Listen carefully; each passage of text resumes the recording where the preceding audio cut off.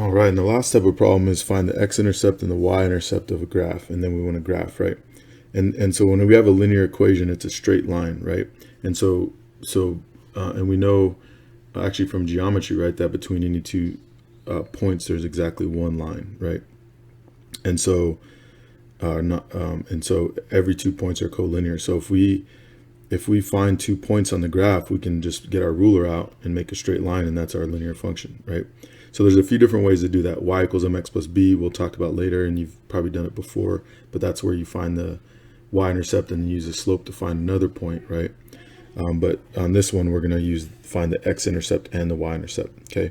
Now remember the x-intercept, let me change the colors here. The x-intercept is where y equals 0, okay? Because anywhere along the x-axis, y equals 0, because y goes from 5, 4, 3, 2, or just kidding, 4, 3, 2, 1, 0, right? Negative 1, negative 2. So here's everywhere along here, y equals 0, okay? And the same, or the converse is true for the y-intercept. That's where x equals 0, right?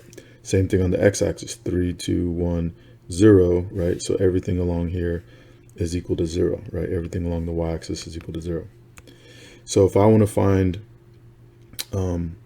the x-intercept, then all I'm going to do is I'm going to set y equal to 0, right? So I'm just going to say for this function here, this equation, I'm going to say 2x plus 7 times 0 equals 14. And then I'm just going to solve for x. So 0 times anything cancels out. And so really all I have to do is just divide both sides by 2. And so we get x equals 7. So the x-intercept is 7 comma 0, right? When x equals 7, y equals 0, okay? So now we'll do the same thing for the y-intercept. So y-intercept, I'm going to set x equal to 0, right? So it's going to be 2 times 0 plus 7y equals 14. And this time this cancels out. So we divide by 7. And so we get y equals 2. Okay, so our y-intercept is 0 comma 2. When x equals 0, y equals 2. Right? So let me plot these points. So 7, 0. 1, 2, 3, 4, 5, 6, 7 zeros right here. 0, 2 is right here. And so now we just connect the dots. Pretty good. Pretty good line there without a ruler. Cool. So your lines don't have to be perfect. Just try to get them as close as you can. Yeah, they should be pretty accurate, especially the intercepts. All right, now let's check out number 11. Same type of problem. Let me just separate these here. So first I'm going to find the x-intercept. So what I'm going to do is I'm going to set y equal to 0. So it'll be 0 equals negative 2x minus 4. So then I'm going to add 4 to both sides, or maybe I'll just add 2x to get it positive. Either way, right?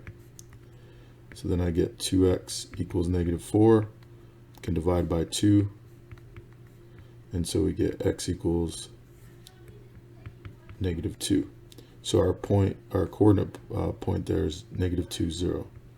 Okay, so I'm going to put a dot here on negative 2, 0. Oh, so I'm sorry, wrong place. Negative 2, 0. All right. Okay, so then we'll find the y-intercept. And that's where x equals 0. Right? So I'm going to go y equals negative 2 times 0 minus 4. Right? So this cancels out. So really all we get is just y equals negative 4. And you may have noticed that, if you remember y equals mx plus b, that's the y-intercept is just negative 4, right? So if you see it in slope-intercept form and you identify that, you don't have to show this work here, okay? All right, so now negative 1, 2, 3, 4. So we have our 2 points. Now we just need to connect the dots. And by the way, I do want your lines to extend through the graph for full credit, and I want you to have arrowheads on the end for full credit, right? So just so it's clear what's going on, right? So so don't just draw like from here to here, right? That's not a linear function. So go through the dots, don't just connect the dots. All right, let me know if you have any questions. Bring them to class, email me, write them down, and have a great afternoon, evening, or whatever you're watching this.